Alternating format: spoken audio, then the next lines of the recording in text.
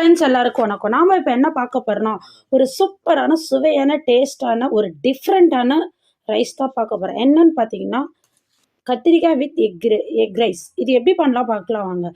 அதுக்கு நான் 3 table spoon அளவுக்கு எண்ணெய் ஊற்றிக்கிட்டேன். அதில் 1 ஸ்பூன் அளவுக்கு கடுகு ஆட் பண்ணிக்கிட்டேன். ஸோ கடுகு நல்லா நமக்கு பொரிஞ்சு வரட்டும்.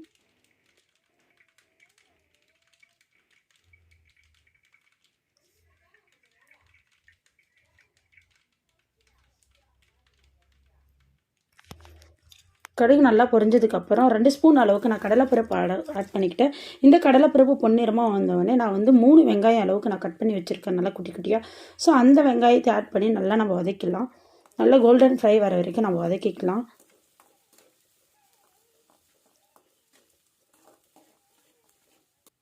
இது கூட பார்த்திங்கன்னா ஒரு 6-7 பச்சை மிளகா வந்து கட் பண்ணி வச்சுருக்கேன். அதையும் நம்ம ஆட் பண்ணி நல்லா வதக்கி எடுத்துக்கலாம்.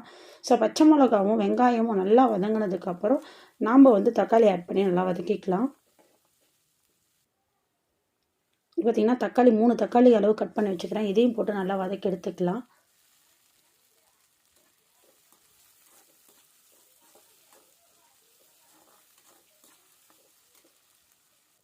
இதுக்கு வந்து உப்பு வந்து 2 ஸ்பூன் அளவுக்கு உப்பு போட்டிருக்கேன். ஸோ இந்த உப்பே தேவையான அளவு இருக்கும். ஸோ இதுக்கப்புறம் வேறு எதுவும் உப்பு ஆட் பண்ண வேணாம். சப்போஸ் உங்களுக்கு அளவுக்கு தகுந்த மாதிரி ஆட் பண்ணிக்கலாம். 2 ஸ்பூன் அளவுக்கு மஞ்சத்தூள் போட்டுக்கிட்டேன். இதையும் சேர்த்து நான் நல்லா வதக்கி எடுத்துக்கலாம். இப்போ வந்து நான் இந்த கத்திரிக்காய் ரைஸ் செய்யறதுக்காக பார்த்தீங்கன்னா கிட்டத்தட்ட ஒரு 15 கத்திரிக்காய் வந்து நல்லா குட்டி குட்டியாக கட் பண்ணி வச்சுருக்கேன்.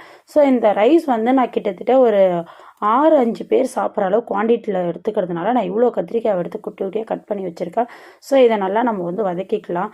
ஸோ நல்லா வதங்கி சிம்மில் வச்சுட்டா நமக்கு கத்திரிக்காய் நல்லா குழஞ்சி வந்துடும். ஸோ அந்த டைமில் வந்து நம்ம எக் போட்டு நல்லா வறுத்து எடுத்துக்கலாம். இது கூட சுட சுட சாப்பாடை போட்டு கிளறி எடுத்துனா ரொம்ப டேஸ்ட்டாக ரொம்ப அல்டிமேட்டாக இருக்கும். ஸோ நீங்களும் ட்ரை பண்ணுங்கள். இப்போ காரத்துக்காக கொஞ்சமாக நம்ம மிளகா ஆட் பண்ணியிருக்கோம். பார்த்திங்கன்னா கத்திரிக்காய் நமக்கு இந்தளவுக்கு நல்லா மசிஞ்சு வந்துடுச்சு. ஸோ இது கூட நான் 2 முட்டை அளவுக்கு ஆட் பண்ணிக்கிறேன்.